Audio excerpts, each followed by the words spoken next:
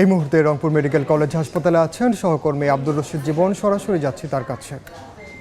জীবন, মূলত দুটি দাবিতে রংপুর মেডিকেল কলেজ হাসপাতালে কর্মবিরতি পালন করছেন রংপুর মেডিকেল কলেজ হাসপাতালের চিকিৎসক, এবং আমরা যেটি দেখছি সারা দেশের মতো রংপুর মেডিকেল কলেজ হাসপাতালের যে চিকিৎসকরা রয়েছেন তারাও কিন্তু বেলা 2টো থেকে এই মেডিকেল কলেজের যে জরুরি বিভাগটি রয়েছে সেখানে তারা অবস্থান নিতে শুরু করেন, এবং বেলা 2:30টার দিকে আমরা যদি দেখি যে জরুরি বিভাগের যে গেটটি রয়েছে, প্রধান যে গেটটি, সেটি কিন্তু তারা আসলে তালাবদ্ধ করে ভিতরে আসলে অবস্থান নেন, এবং এই সময় তারা আসলে তাদের যে দাবিগুলো রয়েছে বিভিন্ন দাবি দাবা তুলে আসলে তারা স্লোগান দিতে থাকেন। এবং তারা যেটি বলছেন যে ঢাকা মেডিকেলের চিকিৎসককে যে হামলা করা হয়েছে সেই হামলার সঙ্গে যারা জড়িত তাদের দ্রুত বিচারের আওতায় আনতে হবে, এবং একই সাথে সারা বাংলাদেশের চিকিৎসকের যে সুরক্ষা, চিকিৎসকদের সুরক্ষার যে ব্যবস্থা সেটি যেন নিশ্চিত করা হয়। এই দুটো দাবিতে মূলত তারা আজকে থেকে কর্মবিরতি শুরু করছেন, এবং তারা যেটি বলছেন যে যতক্ষণ পর্যন্ত তাদের এই দাবি মেনে নেওয়া হবে না, তাদের এই দাবি আদায় হবে না, ততক্ষণ পর্যন্ত তারা কর্মবিরতি চালিয়ে তাদের যে কর্মসূচি সেটি তারা চালাবেন।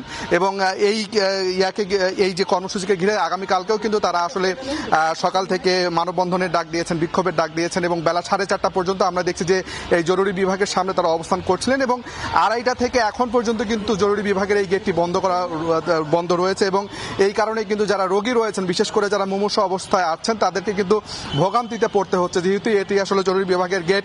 এই গেটটি আসলে বন্ধ থাকবার কারণে, তালাবদ্ধ থাকবার কারণে তাদেরকে খানিকটা পথ ঘুরে ঘুরে কিন্তু মেডিকেলে আসতে হচ্ছে, এবং তারপরে কিন্তু অন্য গেট দিয়ে ঢুকে তাদেরকে ভর্তি হতে হচ্ছে। এবং আরও যেটি ভোগান্তির যে বিষয় সেটি হচ্ছে যে ভর্তি হতে পারলেও কিন্তু মেডিকেলে চিকিৎসকরা না থাকায় কিন্তু তারা আসলে চিকিৎসা সেবা পাচ্ছেন না, এবং এক্ষেত্রে যারা মুমূর্ষু অবস্থায় আছেন তাদের অবস্থা কিন্তু আরও বেগতিক হয়ে যাচ্ছে, তারা কিন্তু আরও সমস্যায় পড়ছেন, এবং অনেককেই আমরা দেখছি যে হাসপাতাল ছেড়ে চলে যাচ্ছেন, অন্য যে বেসরকারি হাসপাতালগুলো আছে সেইগুলোতে তারা চলে যাচ্ছেন। এবং রোগীর যে স্বজনরা রয়েছেন তাদের অনেকের সঙ্গে আমার কথা হয়েছে, তারা যেটি বলছেন যে তারা তো একেবারে জীবন মৃত্যু সন্ধিক্ষণে হাসপাতালে যেহেতু আসেন, এবং সেখানে যখন চিকিৎসকরা যখন আসলে হাসপাতালে চিকিৎসা সেবা দিচ্ছেন না, তখন কিন্তু তারা আসলে বিপাকে পড়ে যাচ্ছেন, এবং তাদের যে ভোগান্তি সেটি কিন্তু তীব্র থেকে তীব্রতর হচ্ছে। এবং আমরা এখন পর্যন্ত দেখেছি ইন্টার্ন চিকিৎসকরা এখানে অবস্থান করছিলেন, 4:30টার পর তারা এখান থেকে চলে যান, এবং এখন পর্যন্ত কিন্তু হাসপাতালের যে ওয়ার্ডগুলো রয়েছে সেখানে কোনো চিকিৎসক নেই।